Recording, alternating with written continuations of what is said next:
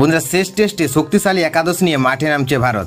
নেতৃত্বে গিল, সুযোগ সাই সুদর্শনের। বন্ধুরা আপনারা যে দেখতে চান তাহলে ভিডিওটি শেষ অবধি দেখতে হবে। চ্যানেলটিকে সাবস্ক্রাইব করে একটা লাইক দিতে হবে এবং নোটিফিকেশন বেল আইকন দাবাতে হবে। ইংল্যান্ডের বিরুদ্ধে পঞ্চম শেষ টেস্টে মাঠে নামতে চলেছে টিম ইন্ডিয়া। সেই ম্যাচের জন্য সম্ভাব্য একাদশ ইতিমধ্যে সামনে এসেছে।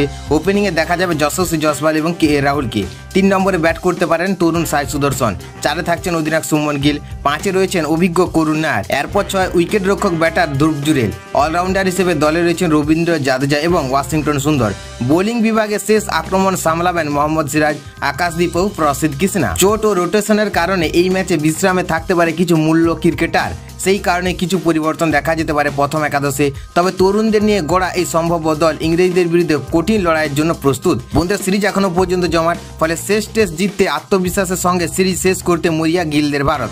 নতুন মুখ এবং অভিজ্ঞতার মিশলে সাজানো এই স্কোয়াড কতটা কার্যকর হয় এখন সেটাই দেখার বিষয়।